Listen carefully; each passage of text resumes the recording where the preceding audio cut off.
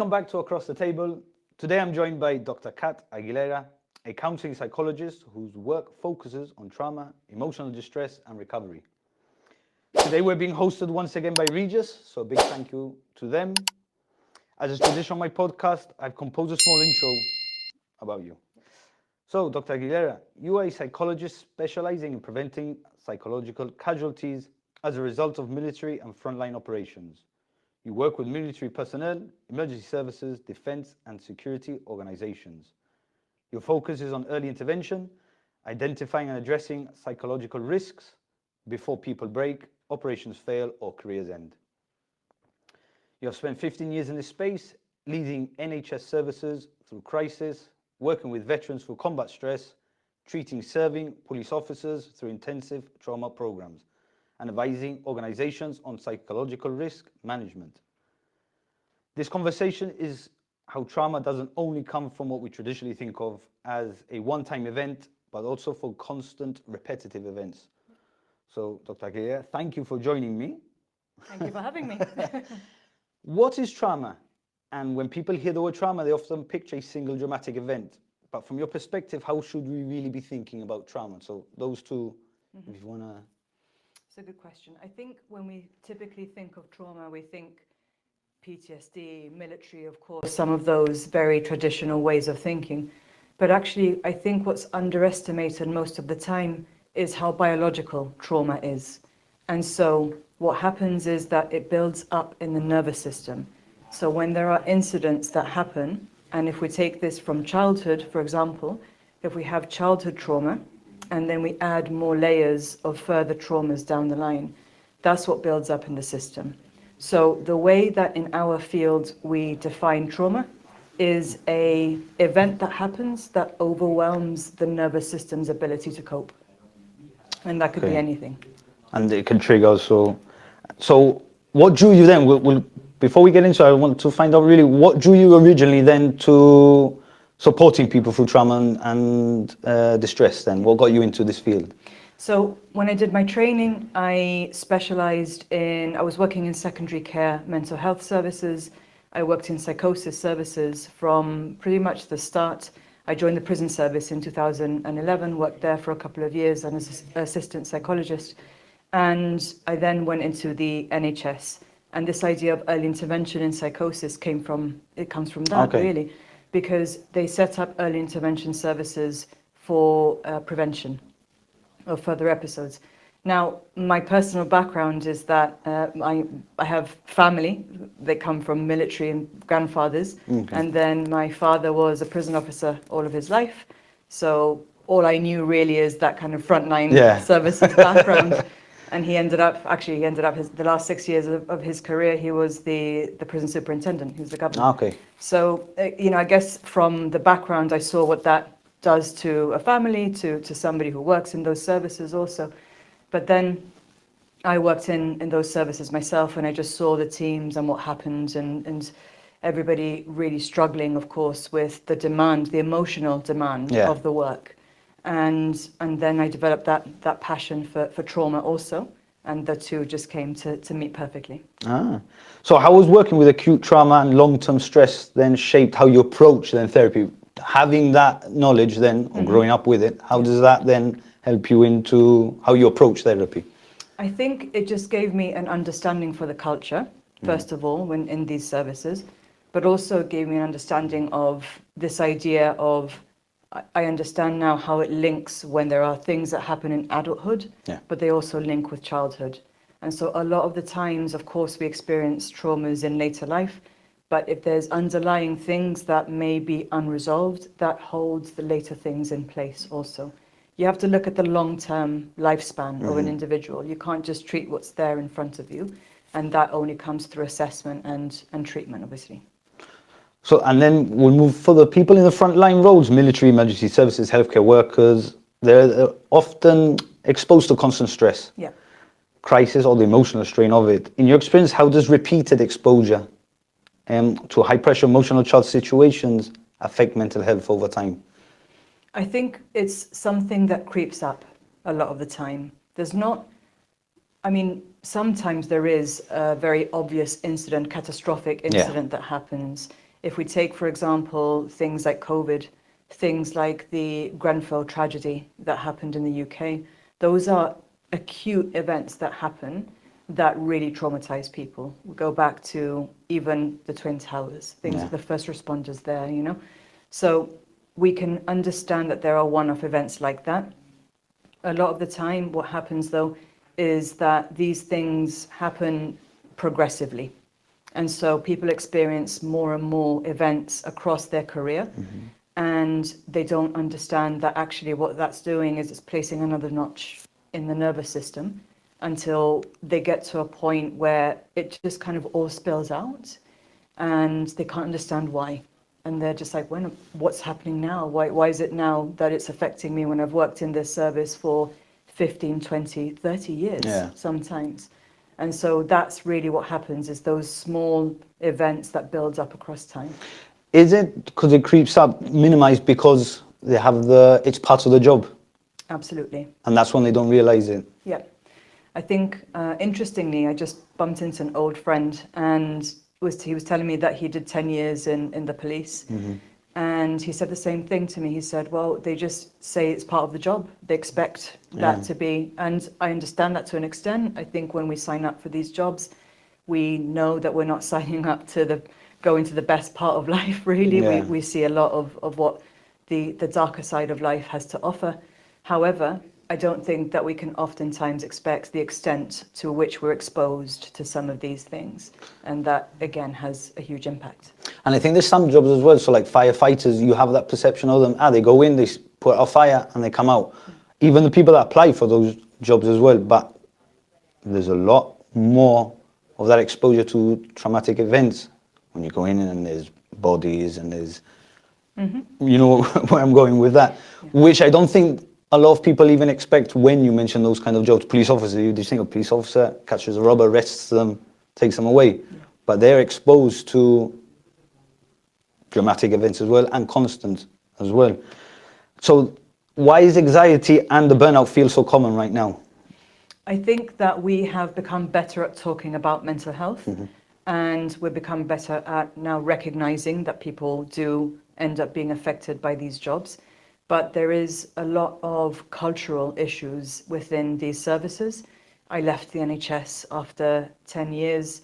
And again, if you look around to the teams there, it's always the same issues of retention, recruitment, constantly, because people burn out. And so we're stuck in this endless cycle, and we're not really making an impact in getting through that because we're not supporting people effectively. And so what my intention is to really highlight early intervention so that we can prevent those issues and the costs to the organization and to the human. For what people don't understand about your job then that they think they understand, like you said, you left the NHS now. So what's the missing piece there? What are people missing in relation to your job? So I think they see me as a psychologist that comes in for treatment. And what they don't really understand is that actually I'm trying to prevent that from happening. So I'm trying to catch it before they need to get to that point where they're now, as you say, they're putting out a fire of emotional distress now. And they've lost years of their life because of the build-up of burnout. And so what I'm trying to do is to intervene as early as possible to make sure that people don't go decades without support. And so we can catch the warning signs early on.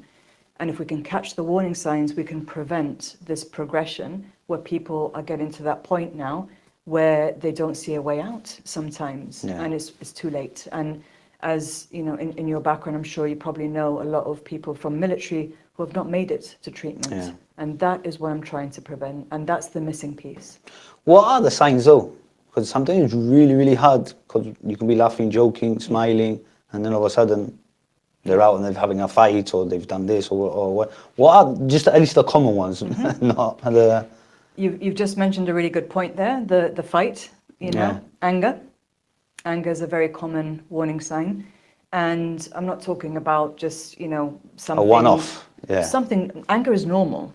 But when we're talking about that constant irritability, that is just now everything sets you off. Everything is, the patience has gone completely.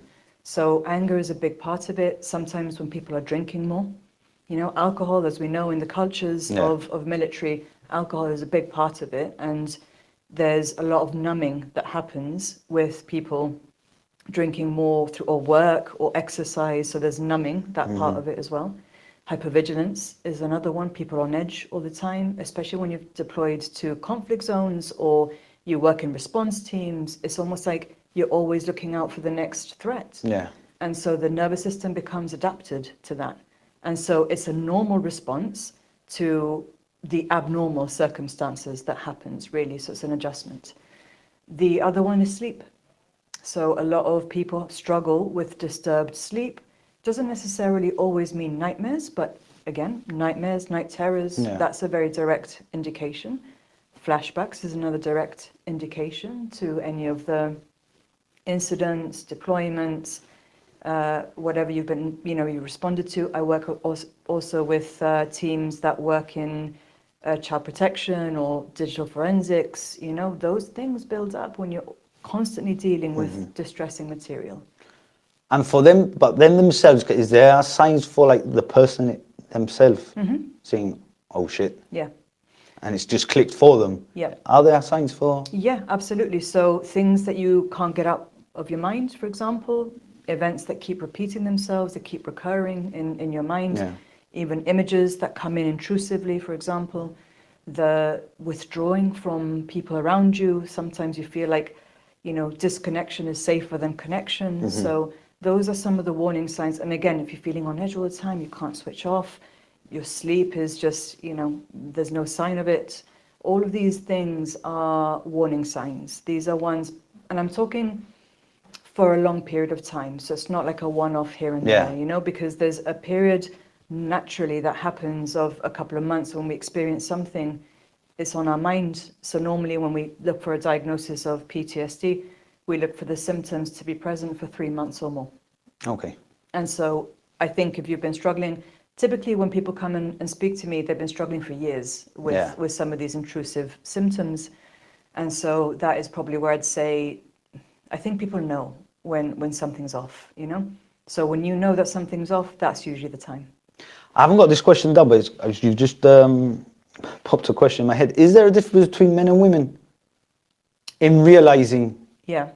I think because of men might be more ego, they don't want to admit they have a problem, and maybe the females don't, or is there not really a difference between them? In my experience, there isn't, and it's because, again, I think that anybody in these services has a similar kind of, in terms of the culture, they have a similar approach in their jobs, as in like just get on with it. Yeah. You know, so when I've treated women, they've oftentimes come from the same sort of backgrounds that I have. They've had families in frontline services for, you know, generations. And so I don't think that there's differences. There might be differences sometimes in the types of traumas that we experience, you know, in terms of in military and those kinds of services. There might be differences in what happens to a woman than to a man, but sometimes there isn't. And so in terms of how they present, there's not much difference in my experience. Yeah. So you've worked with people at some of their most vulnerable moments, as we've just discussed. But how has this work changed the way you see resilience, strength, and coping? I'm in a very privileged position because I see the journey that somebody goes through. And let's touch on what we know is also taboo, is asking for help, which in some cultures, like these ones, has traditionally been seen as a weakness, quote unquote. And for me, I see the courage that it takes for somebody to even sit down and walk through that door, to have a conversation with me. Not just that, but then to put their trust in me, to take them through the worst moments of their life. And the transformation that happens as a result of that is incredible. And it's an incredible journey to be a part of with somebody, but also to see the resilience in them and the resilience in us as humans. Yeah. And to watch that before my eyes is an absolute privilege for me. How do you protect your own well-being then? I get this question a lot. I imagine you do. As a trauma psychologist, you know. Because you have to channel everything And then obviously once you finish the day, but you cannot keep that as well. You've got to, so how do you keep your well-being then? Yep, I think that I've developed strategies across time without even probably realizing, but for me, I think the physical activity is a big part of my life. So I have trained things like Olympic weightlifting, CrossFit, you know, those kind of like high intensity types of sports. Now I train Brazilian Jiu-Jitsu, and, you know, martial arts, again, it involves the whole body. And that is where I feel a lot of what we store is an outlet for. And so for me, that is a big part of my, I suppose, my general kind of coping, really. I can tell when I haven't been to a training session, for example, you know, my irritability increases. You self-diagnose, which you did. Absolutely. I'm like, okay, I need to get down to training. The people around me notice as well. That's the other thing. So we all have a better day when I'm training. But so that's part of it. But also, sometimes I need space to myself. I just need that time to decompress on my own, because as you can imagine, I spend my days talking to people for hours on end, and sometimes it's just needing that time to myself. And also connection. So for me, connecting with people around me that I know that really kind of have a very deep understanding of the type of work that I do, and they kind of empathize a lot with that. And I don't have to then kind of put on a facade of any sort, you know, so I can just be very relaxed. So those are probably the things that keep me well, I think. Oh, it's good. At least you have an outlet as well for that. Which services have the most that you see come through your door? And it's not a competition, I know, because it is a serious subject, but it's just intriguing to see who comes through your door the most. Is it the military, police, fire brigade, emergency, social workers, even teachers? And I'd say equally across the board: military personnel, police officers, firefighters, paramedics. Also. Those are the ones that I've worked with the most, I would say. And I know that there are also a lot of doctors out there that struggle, you know, things. For example, something that we're talking a bit more about now is this idea of moral injury. And moral injury, what that means is that we have to do work sometimes that is contradicting our morals and our ethics to a point. And there have been, for example, when we can't save someone. And if we think about the NHS COVID doctors, that was a lot of moral injury, because the decision making, the decision making. Same with some of the conflicts that we've had, some of the ethical conflicts, for example, Bosnia. You know, the rules of engagement there were very, very different to a war like Iraq or Afghanistan, even though you still get those pockets of conflict there. But that was more of a, you know, we were there for peacekeeping primarily, and there was a lot that we wanted to do and couldn't because of the rules. And so again, it causes you to kind of have this moral question around what you're doing for work and what you want to do as a human. And so the moral injury part is across the board. That is on all services that I've come across. Because it's a decision making, it's a decision you have to make in the moment, which you probably know is wrong or not right. So saving a life or don't save the life because you've got to move on to someone else. That's probably what, and doctors is probably compounded because it's every day, which I think is not spoken about enough either. Definitely, you know, you're triaging in a moment of crisis, for example, like it was in COVID, and you're having to make decisions between who to save and who to not, you know, and you carry that with you. We're in these services to help because we care, you know, we want to do right by people, and that's a very difficult moral dilemma sometimes. I see a lot of special forces now because the Sean Ryan podcast, I watch it a lot because I'm a fan. But it's really intriguing now that these are the creme of the creme, the top tier operators, and they are coming in now saying their mental health, how the organizations treated them as well. Why are they coming out more now? Is there any reason that you might know of? I think that there is a lot of misunderstanding about, I understand what you're saying in terms of special forces. They are the elite, you know. If we're looking at kind of SAS, SBS, you know, in the US, you've got Delta Force, you've got the Navy SEALs, you know, these are still humans. Yes, they are very resilient humans, but most of people in these services are very resilient. And what we don't realize is that a human nervous system is the same for you as it is for me. And that we don't change biology just because we're a different person. And that's why I'm emphasizing the impact of biology and neurological consequences within what we carry. And I'm glad to see that there are people more at the elite levels coming forward and saying, I'm a human too, because that's what I hear. Yeah. I don't know what anybody else hears. What I hear is, I'm a human too, and I have suffered.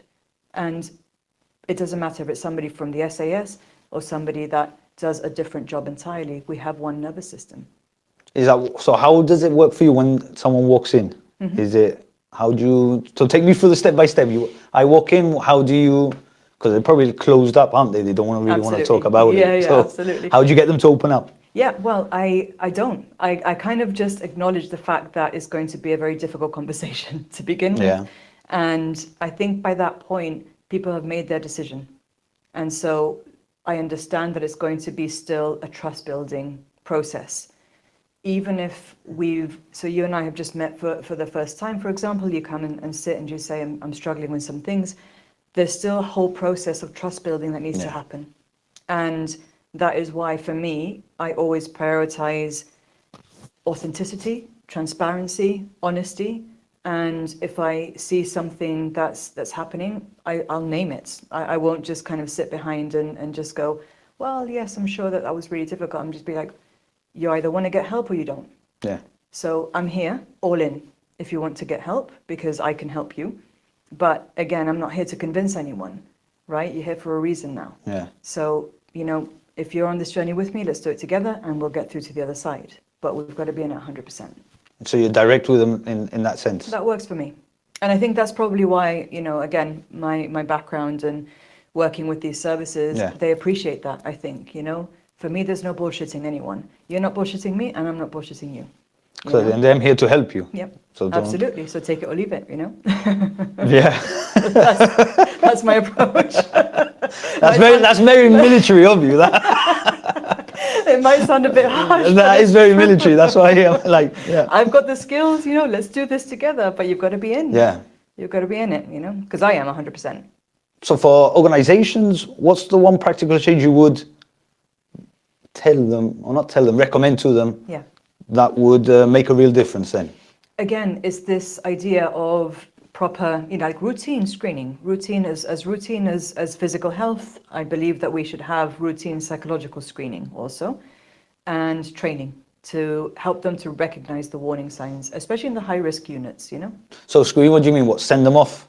No, just like, you know, to have, so there are some particular measures that we use that we can help to see whether the symptoms are showing up, things like that. So those kinds of screening measures, and maybe, you know, again, an assessment with someone like me, something like that would be better than what we've got at the moment, which is not a lot until people reach crisis. And that's what, again, I'm trying to prevent that from happening.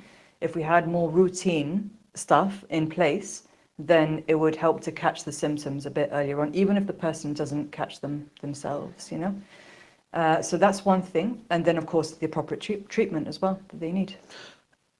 Is that, do you think then after a major event, they should go then, the organization should set it up, right guys, you've been through this, go see this doctor, get yourselves checked out? Or do you think it should be a 3-monthly or 4-monthly or whatever? I think for the high-risk units, because they've got TRIM, which is trauma risk management. Yeah. So they've got those kinds of processes, which is great, you know.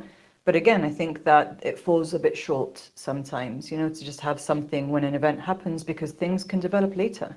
This is a thing that it might be in the symptoms after the event, but it can also happen many months later. I remember I worked with an officer in the UK in digital forensics, and they had been in the police 30 years, and I think in DFU, in digital forensics, for 15. And there wasn't like one incident that happened. It was just, again, the build-up. And then all of a sudden, by the time that we had that conversation, things were spinning out from years of things that he didn't think had bothered him. Whereas I think if we have more like the routine screenings, then when warning signs start to show, we can get somebody in for treatment. Now we can do intensive treatment, which takes 2 weeks rather Okay. than 6 months. Yeah. You know, and so I think that we're changing the way that we work. What's the difference have you seen since you started to where we are now in recognizing the treatment? Has there been a major shift yet, or do you think we're still stuck behind? I'll give you an example. When I came out of Basra and I went to Cyprus for my decompression, it was just basically lie on the beach, run around, play football, volleyball, and then return home. Have we moved on from that? I don't think so. No? I don't Okay. think so. Not as far as anybody that, again, I've been speaking to. They don't still have, obviously, we have DCMH in the military, you know, which is their mental health department. They can help people, but by the time that usually it gets to that, they're looking at medical discharge, unfortunately, you know. Okay, wow. And so, not always, No. but sometimes, you know, I think that there's an inevitability that happens. But I guess again, and you have to understand that the statistic from the Military Veterans Charity Combat Stress is that people take an average of 14 years to ask for help from leaving service to actually kind of living with PTSD for that long. And so we don't necessarily have those systems in place, I think, to help people while we're in the job. And the 2 weeks in Cyprus or however long it is, it's very jarring to go from a conflict zone to a couple of weeks in the sun and then back to civilian, well, to like normal life. Yeah, as it just were. walking around in the supermarket. In the supermarket, which is, you know, you were in Basra 2 weeks ago. You know, it's extremely jarring for the mind and the nervous system. Yeah. Also. You're still looking around looking for threats, and you're, you know, pushing a trolley in Tesco. And loud noises as well, that used to set me off as well. Yeah, like fireworks, you know, all of those Mine was a things. door slam, I think it was a door slam, and you do that immediate. Yeah. Um, So that's your nervous system responding. yeah, You know, that's not you thinking about it. That's what you've been, unfortunately, your nervous system has adapted whilst you've been in these conflict zones, and it just then reacts immediately. And that's the biology that builds up in the system. that's the military. So why do you think the military? I know, and I understand why, because those, like you say, 14 years it usually takes for a person to ask for help. ask for help, because they probably go from one conflict to another deployment, another deployment, another deployment. So they haven't even got time to think about it. Yeah. That's probably one of the reasons why it takes so long as well. Yeah, I think so, because, you Same know, as doctors, sorry about that. yeah, no, it's the same thing, but the same with military, as doctors, as police officers. You know, you go in for your shift, the incidents happen, you go home, you go in for your shift, incidents happen, you go home, and back and forth. Yeah. And that's how you go. It's the same with deployment. You're out there for 6 months, you know, you're seeing things every day, and then you get some time off, and then you're back for another deployment, you know. So, and especially in like the aggressive ones, Iraq, Afghanistan, you know, they were very, very kind of threat heavy. Yeah. You know, so I think it's then understanding that you're going to adapt to those abnormal circumstances, you know, and it's going to build up. I've heard the stories that they came back, they couldn't handle civilian life, and they put themselves onto the next deployment straight away. Yeah. Because they felt comfortable now in the conflict zone, in the theatre, than they did just normal routine. It becomes familiar to the system. Yeah. So that familiarity, a lot of times, is what we prefer to the unfamiliar. So when we've now been in those zones, or even like in other services, you know, we get used to the adrenaline, we get used to the kind of responses that we have to have. I've got to say also the camaraderie, the team, you know, your brothers around you, your sisters around you, like all of those things have an impact on wanting to be in those environments, you know. So when you come back and you're around family, you might not feel that you can talk about what you've seen and what you've been to, because you don't want to burden them with that, you know. And so you feel isolated. Where do you go? You go back to where people understand. Are we moving in the right direction? Generally? We think we have a way to go. I think so. I think now that we are talking about mental health a lot more, I think that we are moving a bit more in the right direction, small, micro steps. Yeah. But I think that the reason that I want to raise this awareness is because we still have a way to go. And people don't realize actually how many people are living with trauma and PTSD, and they don't even know that themselves. You know, and so we're trying to change things from the inside, but I've worked in these organizations and it's very, very difficult. Why? Because of the funding. the constant turnover of staff takes priority because they need people to do the jobs. But that means that there's no, interestingly, it's just a cycle. There's no funding then to keep people in the jobs, right? So you're always chasing your tail. You're always having to allocate the funding to more people, but then you're not able to keep the people that you've got. But surely now we've got to the point where you've had the people that went up through the ranks get now into these decision-making Yes. positions and then think, I was in that position, I understand totally what they're going through. So what happens then the minute they get there? But I don't understand. They must say, bloody hell, I was in that place, I'm going to put money, I'm going to implement these things. In my experience, those are the ones that are the most responsive, typically. The ones that come at it from a personal point of view. And, you know, I would never ask anybody unless they wanted to tell me about their background, of course. But I generally find that those are definitely more open to having preventative measures in place. But the organizational pressures that are faced and the budgets and the cuts that are going on in services across government have a lot more weight a lot of the time, unfortunately, sadly. And it's very frustrating, not only for the staff, but as a psychologist who's seen this movie many times before. So when you sit down with them and you ask them, and is it always the same response, just money? A lot of the time, money, culture, infrastructure. There's no system in place, really, you know? So if we put a system in place that was an early intervention infrastructure, we could maybe start making some changes. But at the moment, I feel that the system is crisis treatment. Yeah. Crisis treatment, right? And that is unsustainable because we're seeing that. The turnover, the burnout, all of that is because it's unsustainable. You cannot do an operational role for decades on end without expecting that it's going to impact you. Especially if you've got major events in between those as well. So it's not just a compounding of normal, it's those extraordinary the acute events. Incidents, of course, and I'm sure you would have experienced that too. Yeah. You know, there were everyday things, but then there were also acute incidents that affected everybody. You know, so I think and that's where we see the intrusions. You know, the things that come back to people that stay on their minds. You know, those incidents are the ones usually.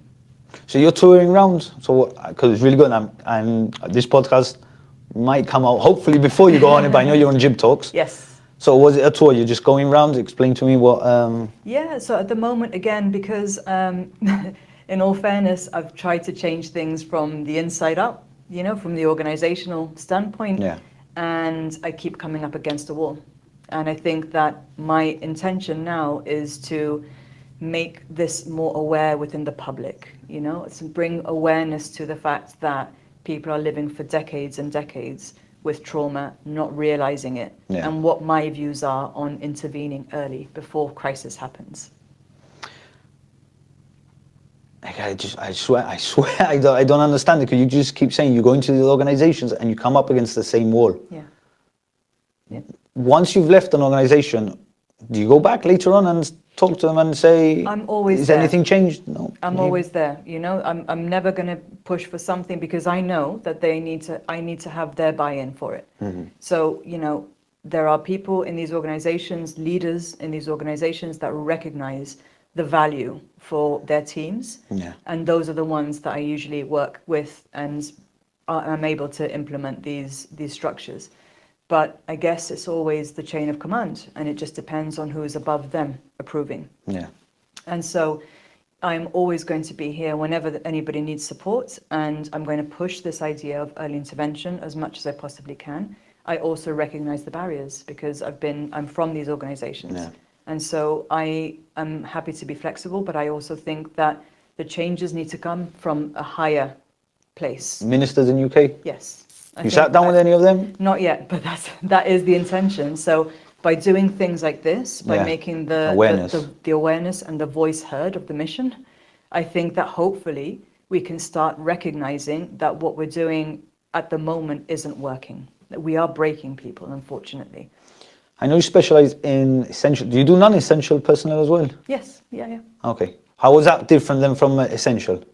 Again, I think it's not without so stating much. the obvious why. Yeah. But again, I think the non-essential, you know, we're always absorbing things around us, you know. So for example, I went to BFBS radio yesterday, and we had this conversation. It's the same. It's like sometimes when you're in just the environment, you're still absorbing and witnessing everything that's around you. We can't really make that distinction. Yes, okay, fair enough. The essential personnel are on the ground and everything else, but we cannot assume that people that just generally are going to not absorb what's happening around them and see the distress that's going on all the time. And also, for the non-essential, it's not the dramatic events again. It could even be empathy and the sadness. Absolutely. It's like the special needs schools, those teachers and the workers are in there, and then there's el pobre and this one and that. Is that also another type of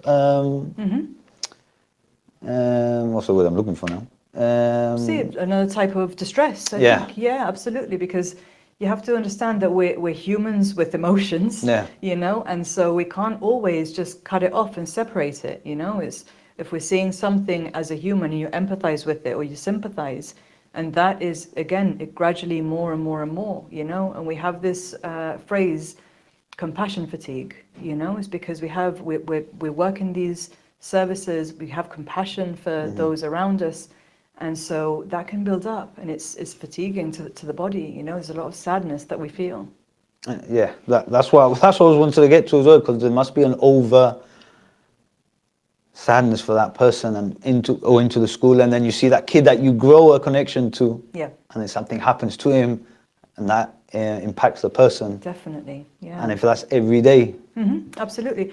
I mean, if I use myself as an example, I care about the people that I work with, like, deeply.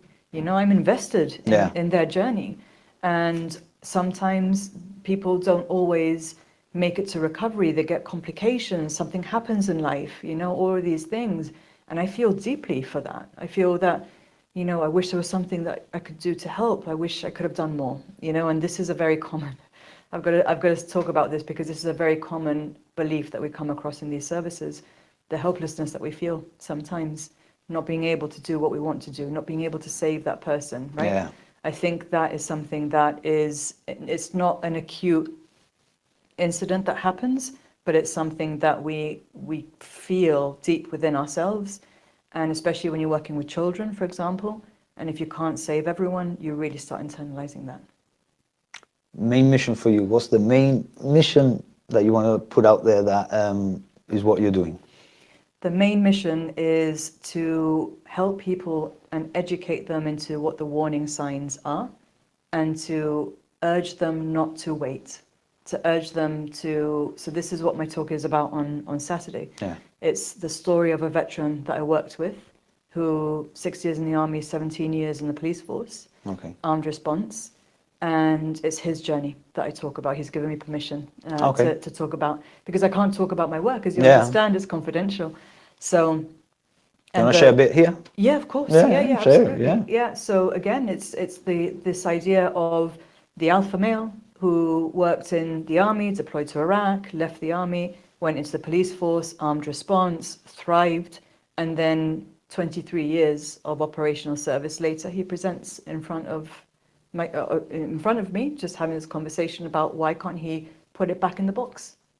Why can't he lock it away like he's always done, And that's where the story begins in my talk. And then I talk about the 14 years statistic. So he was 23, obviously, by the time he left. So 17, in the police force and 6 in the army. And the time that it took because of that culture, because of his bravado, all of the things that we come across, finally sat down and had that conversation. And I presented him with the same thing that I've just said to you. Do you want to get better or not?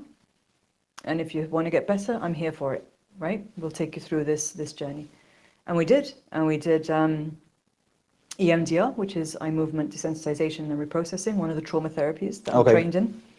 And he recovered. Oh, good. And he sent me an email last month saying that the work that we'd done had changed his life, that he got his relationship with his daughter back, that he could sleep again, that he was becoming a regular dude. Because obviously he's going to always have that background, as a veteran, working in tree surgery now, of course, and just saying that, he couldn't have predicted what was going to happen when he came and had that first conversation with me. And that is why he wrote this testimonial for me. And he said, please share this, please share my story, because it's important that other people that are cut from the same cloth and the people that are responsible for making these decisions hear what happens to people in these jobs. So the mission is to spread this awareness. The mission is to talk about how we don't have to wait until people are planning their exit from life to act. You know, we can get there way before all of these trauma responses have been embedded in the nervous system, because by then you're talking about years and years of a brain that has become adapted and a nervous system, and it doesn't have to be that way. Yeah. I'm glad he came back and sent you the email saying that you had helped him and that he's got his relationship back with his daughter. Yeah. Final point you want to share with anyone? For anybody that is recognizing warning signs in themselves, I urge them to go and talk to somebody. You know, it doesn't have to be a professional. It can be somebody that they trust and they're close with, because a lot of the times families are the ones that push us into asking for help. Yeah. Because they see what we can't. They see what's the changes that are happening around us. So I would urge anybody that's experiencing any kind of warning signs that I've talked about here to talk to somebody and to not leave it too late, because the earlier, the better. A good point to leave it on. Dr. Aguilera, thank you so much for joining me. Everyone out there, this episode for everyone on Frontline, especially for you. Please talk to someone. Don't leave it. See you on the next one. Thank you.